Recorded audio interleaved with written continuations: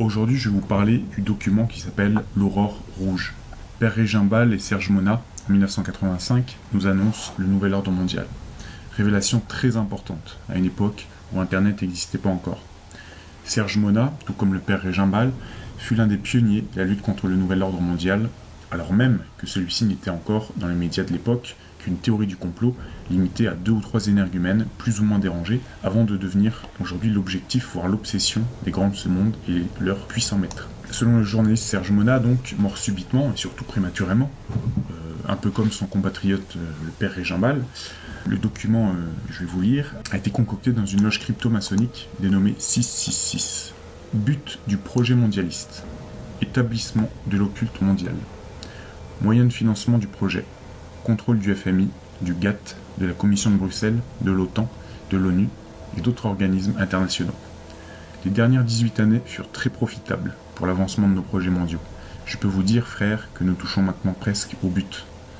La chute des États-nations n'est plus qu'une question de temps assez court, dois-je vous avouer en toute confiance.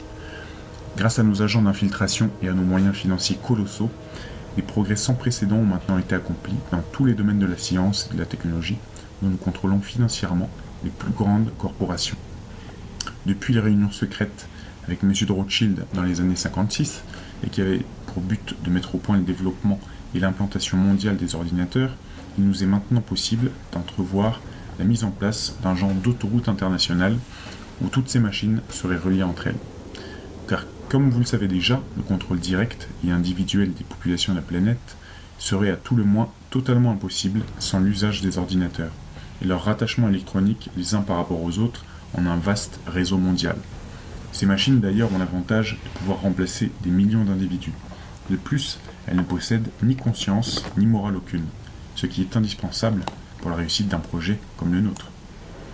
Surtout, ces machines accomplissent sans discuter tout ce qui leur est dicté. Elles sont des esclaves parfaits dont ont tant rêvé nos prédécesseurs, mais sans qu'ils aient été à même de se douter qu'un jour il nous serait possible d'accomplir un tel prodige. Ces machines sans patrie, sans couleur, sans religion, sans appartenance politique, sont l'ultime accomplissement et outil de notre nouvel ordre mondial. Elles en sont la pierre angulaire. L'organisation de ces machines en un vaste réseau mondial, dont nous contrôlerons les leviers supérieurs, nous servira à immobiliser les populations. Comment ? Comme vous le savez, la structure de base de notre nouvel ordre mondial est composée, dans son essence, d'une multitude de réseaux divers, couvrant chacun toutes les sphères de l'activité humaine sur toute l'étendue de la planète. Jusqu'à ce jour, tous ces réseaux étaient reliés entre eux par une base idéologique commune, celle de l'homme comme étant le centre et l'ultime accomplissement de l'univers. Ainsi, grâce à tous ces réseaux, unis par le lien de la nouvelle religion de l'homme pour l'homme, nous avons pu facilement infiltrer tous les secteurs humains dans tous les pays occidentaux et en modifier la base judéo-chrétienne. Le résultat est qu'aujourd'hui, cet homme, qu'il fasse partie du politique, de l'économique, du social, de l'éducation, du scientifique ou du religieux, a déjà, depuis notre dernière réunion de fin juin 67, abandonné son héritage passé pour le remplacer par notre idéal d'une religion mondiale basée uniquement sur l'homme. Coupé ainsi qu'il est dorénavant de ses racines historiques, cet homme n'attend plus, en définitive, que lui soit proposée une nouvelle idéologie. Celle-ci, bien entendu, est la nôtre, celle du village communautaire global, dont il sera le centre. Et c'est précisément ce que nous lui apporterons en l'encourageant à faire partie, corps et âme, de ce réseau électronique mondial, où les frontières des États-nations auront été à tout jamais abolies, anéanties jusqu'à leurs racines plus profondes. Pendant que cet homme égaré sera absorbé par son enthousiasme aveugle à faire partie de sa nouvelle communauté mondiale, en faisant partie de ce vaste réseau d'ordinateurs, pour notre compte, nous verrons, à partir des leviers supérieurs qui lui seront cachés, à le ficher, à l'identifier, à le comptabiliser et à le rentabiliser selon nos propres objectifs. Car à l'intérieur de cette nouvelle société globale, aucun individu ayant un potentiel de rentabilité pour nous ne pourra nous échapper. L'apport constant de la technologie électronique devra nous assurer de tous les moyens pour ficher, identifier et contrôler tous les individus et populations de l'Occident. Quant à ceux qui ne représenteront aucune rentabilité exploitable par nous, nous verrons à ce qu'ils s'éliminent d'eux-mêmes à travers toutes les guerres intestines locales que nous aurons pris soin de faire éclater ici et là, en nous ayant servi et de la chute de l'économie des États-nations, et des oppositions et des revendications des divers groupes composant ces mêmes États. Voici donc la manière détaillée par laquelle nous procéderons d'ici 1998 pour paver la route à la naissance de notre gouvernement mondial. 1. Décupler la société des loisirs, qui nous a été si profitable à date. En nous servant de l'invention de la vidéo que nous avons financée et des jeux qui lui sont rattachés, finissons de pervertir la morale de la jeunesse, offrant-lui la possibilité de satisfaire maintenant tous ses instincts. Un être possédé par ses sens et esclave de ceux-ci, nous le savons, n'a ni idéal ni force intérieure pour défendre quoi que ce soit. Il est un individualiste par nature et représente un candidat parfait que nous pouvons modeler aisément selon nos désirs et nos priorités. D'ailleurs, rappelez-vous avec quelle facilité nos prédécesseurs ont pu orienter toute la jeunesse allemande au début du siècle en se servant du désabusement de cette dernière. 2. Encourager la contestation étudiante pour toutes les causes rattachées à l'écologie. La protection obligatoire de cette dernière sera un atout majeur le jour où nous aurons poussé les États-nations à échanger leur dette intérieure contre la perte de 33% de tout leur territoire demeuré à l'état sauvage. Je fais une petite parenthèse ici. À mon avis, c'est pour bientôt, le grand reset de l'économie globale. Il va y avoir une crise encore plus grosse que 2008, à mon avis. Et ça aboutira, à mon avis, à l'effacement de toutes les dettes, mais peut-être contre une contrepartie. On ne sait pas qui paiera. 3. Comblons le vide intérieur de cette jeunesse en l'initiant, dès son tout jeune âge, à l'univers des ordinateurs. Utilisons pour cela son système d'éducation. Un esclave au service d'un autre esclave que nous contrôlons. 4. Sur un autre plan, établissons le libre-échange international comme étant une priorité absolue pour la survie économique des États-nations. Cette nouvelle conception économique nous aidera à accélérer le déclin des nationalistes de toutes les nations, à les isoler en factions diverses et au moment voulu, à les opposer farouchement les uns aux autres dans des guerres intestines qui achèveront de ruiner ces nations. 5. Pour nous assurer à tout prix de la réussite d'une telle entreprise, faisons en sorte que nos agents déjà infiltrés dans le ministère des Affaires intergouvernementales et de l'immigration des États-nations fassent modifier en profondeur les lois de ces ministères. Ces modifications viseront essentiellement à ouvrir les portes des pays occidentaux à une immigration de plus en plus massive à l'intérieur de leurs frontières. Immigration que nous aurons d'ailleurs provoquée en ayant pris soin de faire éclater ici et là de nouveaux conflits locaux. Par des campagnes de presse bien orchestrées dans l'opinion publique des États-nations ciblées, nous provoquerons chez celles-ci un afflux important de réfugiés qui aura pour effet de déstabiliser leur économie intérieure et de faire augmenter les tensions raciales à l'intérieur de leur territoire. Nous verrons à faire en sorte que les groupes d'extrémistes étrangers fassent partie de ces afflux d'immigrants, ce qui facilitera la déstabilisation politique, économique et sociale des nations visées. 6.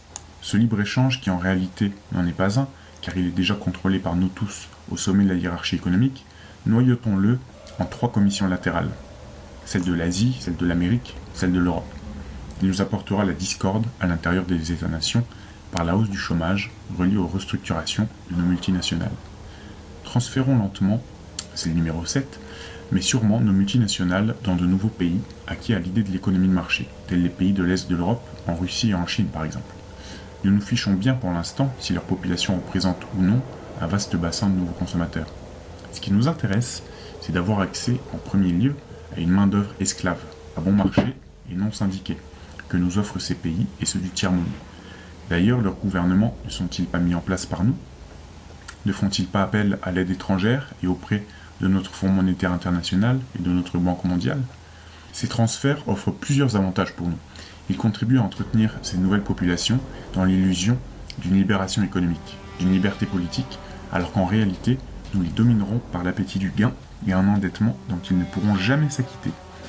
Quant aux populations occidentales, elles seront entretenues dans le rêve du bien-être économique, car les produits importés de ces pays ne subiront aucune hausse de prix.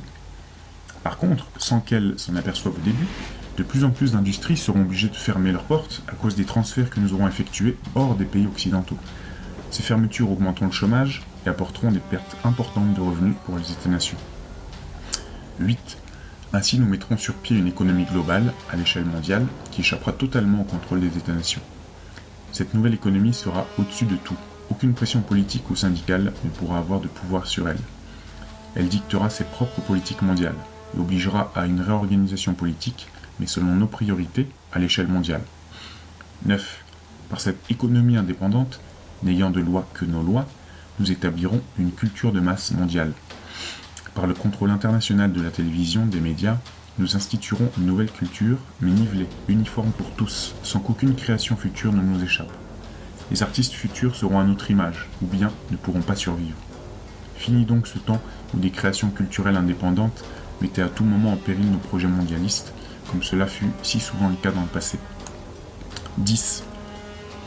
Par cette même économie, il nous sera alors possible de nous servir des forces militaires des États-nations, telles celles des États-Unis, dans des buts humanitaires. En réalité, ces forces nous serviront à soumettre des pays récalcitrants à notre volonté. Ainsi, les pays du tiers-monde et d'autres semblables à eux ne pourront pas être en mesure d'échapper à notre volonté de nous servir de leur population comme main-d'œuvre esclave. 11. Pour contrôler le marché mondial, nous devrons détourner la productivité de son but premier, libérer l'homme de la dureté du travail. Nous l'orienterons en fonction de la retourner contre l'homme, en asservissant ce dernier à notre système économique, où il n'aura pas le choix de devenir notre esclave, et même un futur criminel. 12. Tous ces transferts à l'étranger de nos multinationales et la réorganisation mondiale de l'économie auront pour but, entre autres, de faire grimper le chômage dans les pays occidentaux. Cette situation sera d'autant plus réalisable parce qu'au départ, nous aurons privilégié l'importation massive des produits de base à l'intérieur des États-nations, et du même coup, nous aurons surchargé ces États par l'emploi exagéré de leur population à la production de services qu'ils ne pourront plus payer. Ces conditions extrêmes multiplieront par millions les masses d'assistés sociaux de tout genre, d'illettrés, de sans-abri. 13. Par des pertes de millions d'emplois dans le secteur primaire, à même les évasions déguisées de capitaux étrangers hors des États-nations, il nous sera ainsi possible de mettre en danger de mort l'harmonie sociale par le spectre de la guerre civile. 14. Ces manipulations internationales des gouvernements et des populations des États-nations nous fourniront le prétexte d'utiliser notre FMI pour pousser les gouvernements occidentaux à mettre en place des budgets d'austérité sous le couvercle de la réduction illusoire de leur dette nationale, de la conservation hypothétique de leur cote de crédit international, de la préservation impossible de la paix sociale. 15. Par ces mesures budgétaires d'urgence, nous briserons ainsi le financement des États-nations pour tous leurs méga-projets qui représentent une menace directe à notre contrôle mondial de l'économie. 16. D'ailleurs, toutes ces mesures d'austérité nous permettront de briser les volontés nationales de structures modernes dans les domaines de l'énergie, de l'agriculture, du transport et des technologies nouvelles. 17. Ces mêmes mesures nous offriront l'occasion rêvée d'instaurer notre idéologie de la compétition économique. Celle-ci se traduira à l'intérieur des États-nations par la réduction volontaire des salaires, les départs volontaires, avec remise de médailles pour services rendus, ce qui nous ouvrira les portes à l'instauration partout de notre technologie de contrôle. Dans cette perspective, tous ces départs seront remplacés par des ordinateurs à notre service. 18. Ces transformations sociales nous aideront à changer en profondeur la main-d'œuvre policière et militaire des États-nations. Sous le prétexte des nécessités du moment, et sans éveiller de soupçons, nous nous débarrasserons une fois pour toutes de tous les individus ayant une conscience judéo-chrétienne. Cette restructuration des corps policiers et militaires nous permettra de limoger sans contestation le personnel âgé, de même que tous les éléments ne véhiculant pas nos principes mondialistes. Ceux-ci seront remplacés par de jeunes recrues dépourvus de conscience et de morale, et déjà tout entraînés et favorables à l'usage inconsidéré de notre technologie de réseau électronique. 19. Dans un même temps, et toujours sous le prétexte de coupures budgétaires, nous veillerons au transfert des bases militaires des États-nations vers l'Organisation des Nations Unies. 20. Dans cette perspective, nous travaillerons à la réorganisation du mandat international des Nations Unies. De force de paix sans pouvoir décisionnel, nous l'amènerons à devenir une force d'intervention, où seront fondues, en un tout homogène, les forces militaires des États-nations. Ceci nous permettra d'effectuer, sans combat, la démilitarisation de tous ces États, de manière à ce qu'aucun d'entre eux, dans l'avenir, ne soit suffisamment puissant, indépendant, pour remettre en question notre pouvoir mondial. 21. Pour accélérer ce processus de transfert, nous impliquerons la force actuelle des Nations Unies dans des conflits impossibles à régler. De cette manière, et avec l'aide des médias que nous contrôlons, nous montrerons aux populations l'impuissance et l'inutilité de cette force dans sa forme actuelle. La frustration aidant, et poussée à son paroxysme au moment voulu, poussera les populations des États-nations à supplier les instances internationales de former une telle force multinationale au plus tôt, afin de protéger à tout prix la paix, entre guillemets. 22. L'apparition prochaine de cette volonté mondiale d'une force militaire multinationale ira de pair avec l'instauration, à l'intérieur des États-nations, d'une force d'intervention multijuridictionnelle. Cette combinaison des effectifs policiers et militaires, créée à même le prétexte de l'augmentation de l'instabilité politique et sociale grandissante à l'intérieur de ces États, roulant sous le fardeau des problèmes économiques, nous permettra de mieux contrôler les populations occidentales. Ici, l'utilisation à outrance de l'identification et du fichage électronique des individus nous fournira une surveillance complète de toutes les populations visées. 23. Cette réorganisation policière et militaire intérieure et extérieure des États-nations permettra de faire converger le tout vers l'obligation de la mise en place d'un centre mondial judiciaire. Ce centre permettra aux différents corps policiers des États-nations d'avoir rapidement accès à des banques de données sur tous les individus potentiellement dangereux pour nous sur la planète. L'image d'une meilleure efficacité judiciaire et les liens de plus en plus étroits créés et entretenus avec le militaire nous aideront à mettre en valeur la nécessité d'un tribunal international doublé d'un système judiciaire mondial, l'un pour les affaires civiles et criminelles individuelles et l'autre pour les nations. 24. Au cours de la croissance acceptée par tous de ces nouvelles nécessités, il sera impérieux pour nous de compléter au plus tôt le contrôle mondial des armes à feu à l'intérieur des territoires des États-nations. Pour ce faire, nous accélérerons le plan Alpha, mis en œuvre au cours des années 60 par certains de nos prédécesseurs. Ce plan, à l'origine, visait deux objectifs qui sont demeurés les mêmes encore aujourd'hui. Par l'intervention de tireurs fous, créer un climat d'insécurité dans les populations pour amener un contrôle plus serré des armes à feu. Entre parenthèses, qu'est-ce qui se produit en ce moment aux États-Unis depuis quelques années? C'est presque une caricature, quoi. C'est le timing idéal pour eux. On a des tireurs fous isolés qui massacrent, soi-disant, des dizaines de personnes. Orienter les actes de violence de manière à en faire porter la responsabilité par des extrémistes religieux ou des personnes affiliées à des allégeances religieuses de tendance traditionnelle ou encore des personnes prétendant avoir des communications privilégiées avec Dieu. Aujourd'hui, afin d'accélérer ce contrôle des armes à feu, nous pourrons utiliser la chute des conditions économiques des États-nations qui entraînera avec elle une déstabilisation complète du social, donc augmentation de la violence. Je n'ai pas besoin de vous rappeler, ni de vous démontrer, frères, les fondements de ce contrôle des armes à feu. Sans celui-ci, il deviendrait presque impossible pour nous de mettre à genoux les populations des États visés. Rappelez-vous avec quel succès nos prédécesseurs ont pu contrôler l'Allemagne de 1930 avec les nouvelles lois mises en application à l'époque, lois d'ailleurs sur lesquelles sont fondées les lois actuelles des États-nations pour ce même contrôle. 25. Les dernières étapes se rapportent à la phase oméga, expérimentée à partir des expérimentations effectuées au début des années 70. Elle renferme la mise en application, à l'échelle mondiale, des armes électromagnétiques. Les changements de climat entraînant la destruction des récoltes, la faillite dans ces conditions des terres agricoles. L'avenir du contrôle des populations de ces États passe obligatoirement par le contrôle absolu par nous de la production alimentaire à l'échelle mondiale et par la prise de contrôle des principales routes alimentaires de la planète. Pour ce faire, il est nécessaire d'utiliser l'électromagnétique, entre autres pour déstabiliser les climats des États les plus productifs sur le plan agricole. Quant à l'empoisonnement de la nature, il sera d'autant plus accéléré que l'augmentation des populations y poussera sans restriction. La dénaturation par moyens artificiels des produits alimentaires de consommation courante, l'empoisonnement de la nature par une exploitation exagérée et inconsidérée, et l'utilisation massive de produits chimiques dans l'agriculture, tout cela, frères, mènera à la ruine assurée des industries alimentaires des États-nations. 26. L'utilisation de l'électromagnétique pour provoquer des tremblements de terre dans les régions industrielles les plus importantes des États-nations contribuera à accélérer la chute économique des États les plus menaçants pour nous, de même qu'à amplifier l'obligation de la mise en place de notre nouvel ordre mondial. 27. Qui pourra nous soupçonner? Qui pourra se douter des moyens utilisés? Ceux qui oseront se dresser contre nous en diffusant de l'information quant à l'existence et au contenu de notre conspiration deviendront suspects aux yeux des autorités de leur nation et de leur population.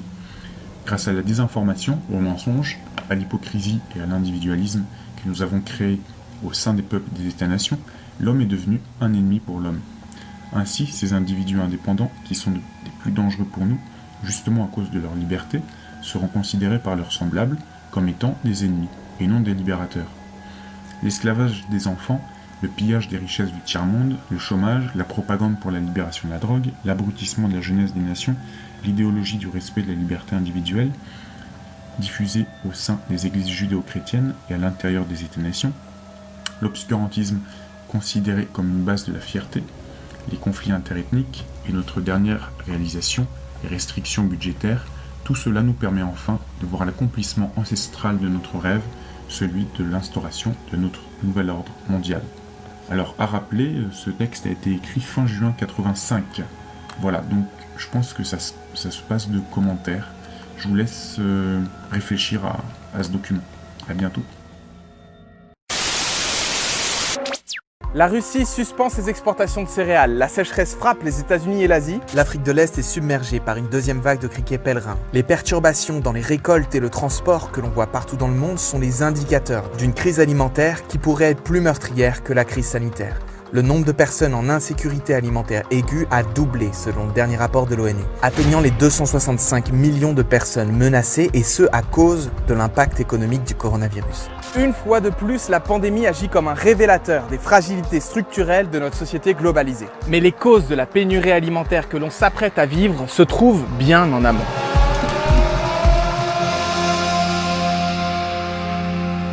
Si la Russie, premier exportateur mondial de blé et premier producteur et exportateur de céréales au monde, vient de suspendre ses exportations jusqu'au 1er juillet, c'est que les choses vont mal. Les mesures de confinement de 3 milliards de personnes et la mise à l'arrêt d'une grande partie de l'économie bouleversent la plupart des activités nécessaires au fonctionnement du système alimentaire globalisé. Depuis les fermes jusqu'aux supermarchés, en passant par les usines de l'agroalimentaire et la logistique, chaque maillon du système doit faire face au manque de main-d'œuvre. Les travailleurs agricoles sont bloqués aux frontières, aux difficultés d'approvisionnement, les coûts de transport explosent, ou à la disparition des débouchés. On a 600 000 tonnes de patates sur les bras parce que les gens ne mangent plus de frites. Quand on y regarde bien, on paye le prix des choix des dernières décennies qui ont transformé notre système agricole en un gigantesque jeu de Monopoly. La peur de manquer gagne les esprits et c'est la panique chez tous les joueurs. Regardons le plateau.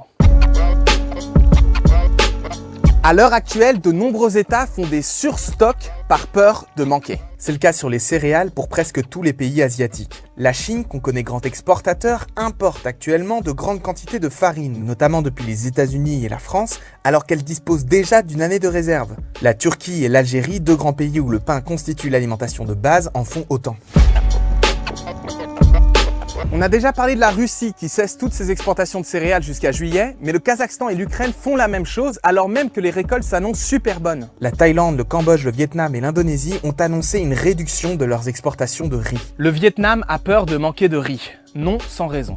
800 000 tonnes de riz ont été perdues à cause de la sécheresse et des barrages chinois sur le Mékong dont les vannes sont restées fermées. Si la sécheresse se prolonge jusqu'en juin, les récoltes de riz de février à juillet devraient être divisées par 2. Le Vietnam, responsable du quart des exportations de riz mondiaux, limite donc lui aussi ses exportations, ce qui aura des conséquences dévastatrices, en particulier dans de nombreux pays du Sud qui en dépendent. Avec d'un côté les États qui font des surstocks et de l'autre les producteurs qui réduisent leur export, comme ce qui est rare et cher, le prix des denrées alimentaires de base les plus consommées au monde a déjà augmenté. Le riz thaïlandais, à moins de 5% de brisure, c'est la qualité de référence, a vu son prix progresser de 30% depuis le début de l'année à près de 580 $ la tonne. Voilà ce qui se passe lorsque tu laisses le prix de ta bouffe être géré par des traders prompts à la panique et avides de profit.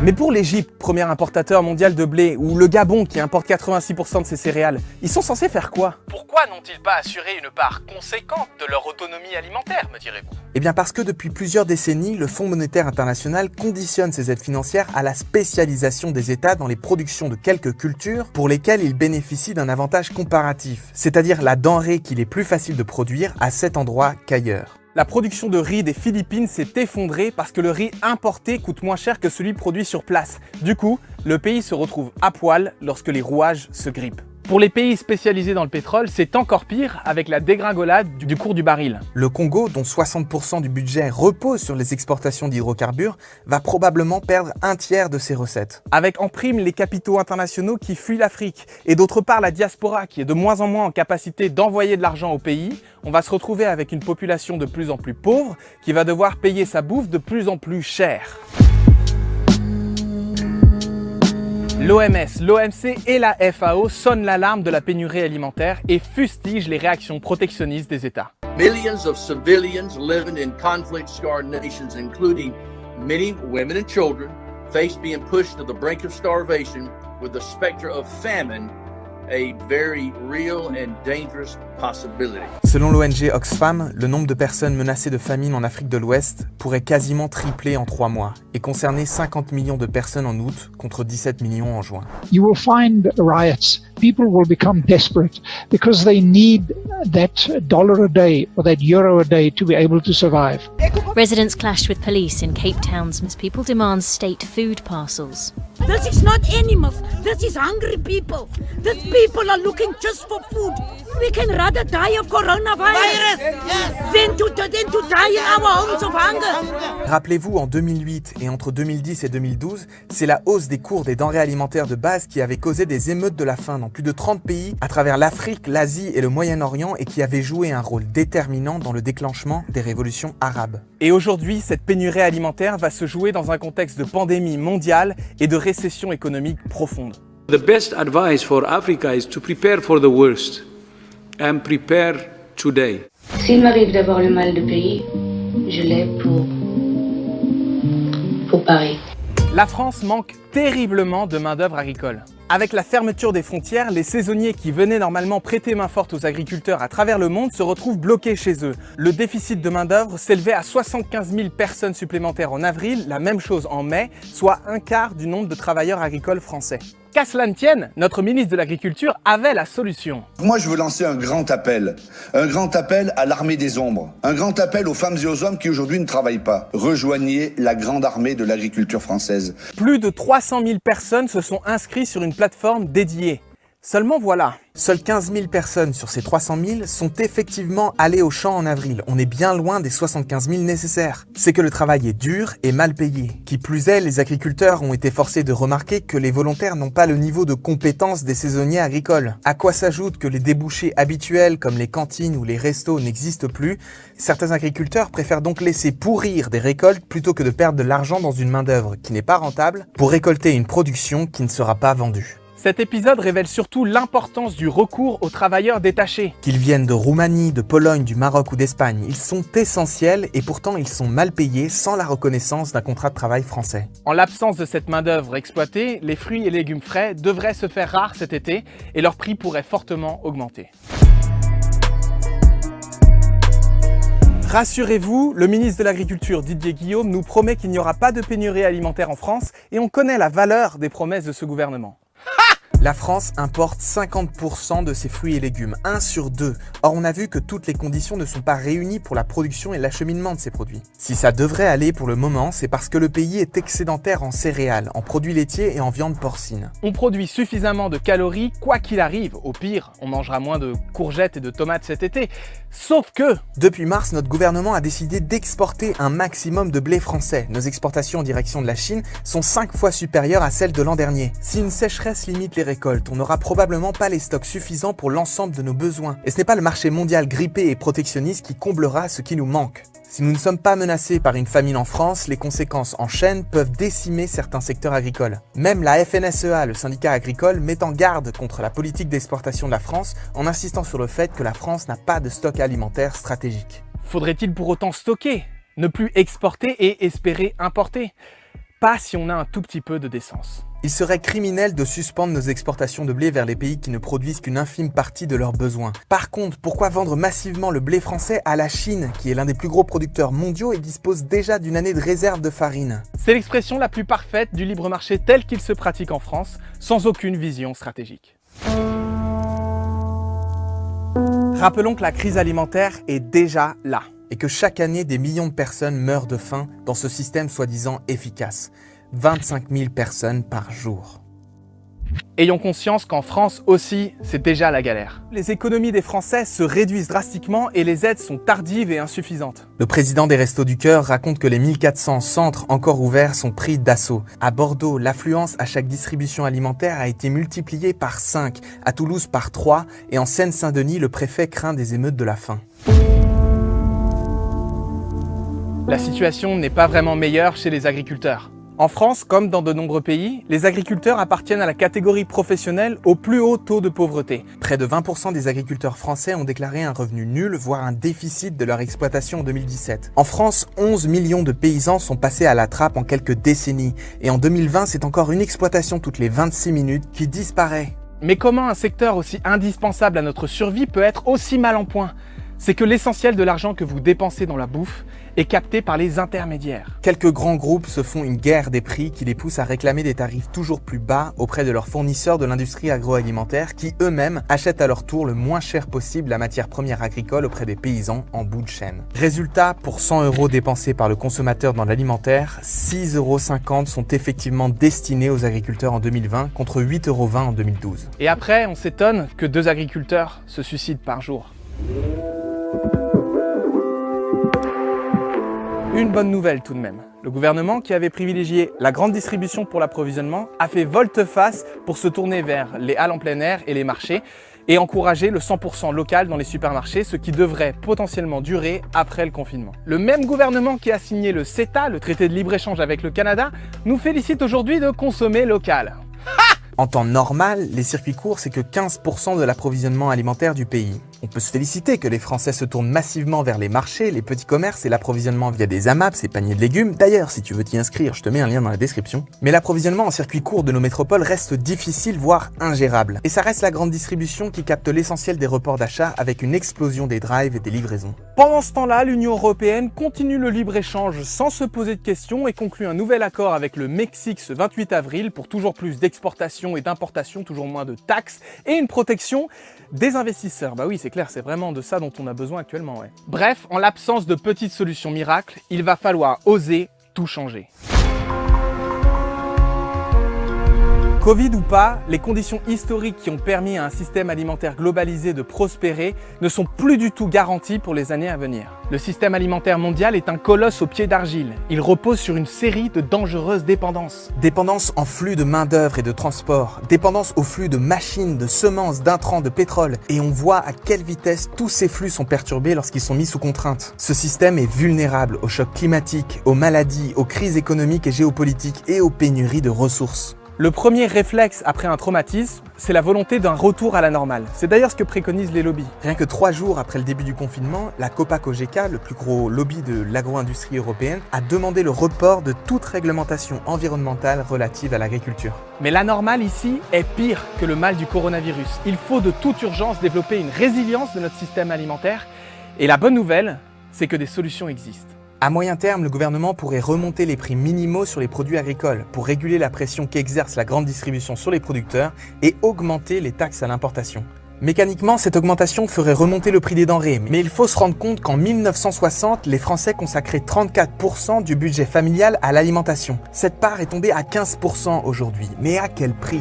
Taboulé au poulet, 1,99 € les 500 grammes. Lidl, le vrai prix des bonnes choses.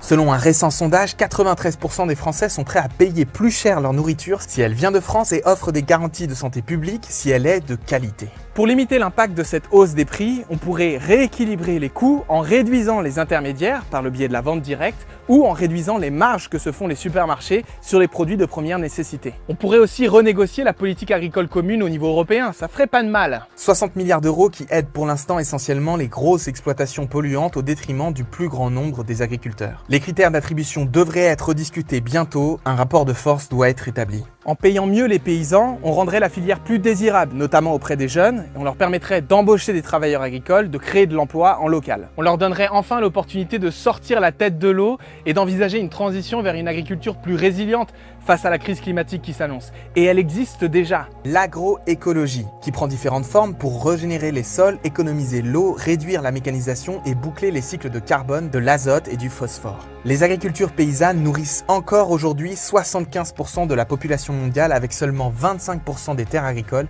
et très peu de protéines animales. Si la production change, il faut évidemment que l'on change notre consommation. Le scénario After, qui imagine une France autosuffisante en 2050, propose par exemple de réduire de 50% la consommation de viande, ce qui est une évidence, mais aussi la consommation de lait, de sucre, pour augmenter et diversifier la consommation de céréales, de légumineuses, de fruits et de légumes. En plus de changer notre consommation, on encouragerait aussi une agriculture plus respectueuse de la biodiversité, qui ne polluerait pas ou très peu les sols, et qui serait de plus beaucoup plus résiliente face aux crises à venir. C'est aussi le moment d'envisager des solutions un peu dingues et nouvelles. Dans leur proposition pour un retour sur Terre, un collectif de chercheurs et de philosophes propose de décarboner totalement l'agriculture. Remplacer les machines et l'utilisation du pétrole par de la main-d'œuvre et d'aller la chercher sous la forme d'une activité agricole à temps partiel pour toute la population économiquement active. Passer 15 à 30% de l'année dans les champs, tout spécialement dans les périodes de récolte, de préparation des sols ou du désherbage. Alors qui est chaud ?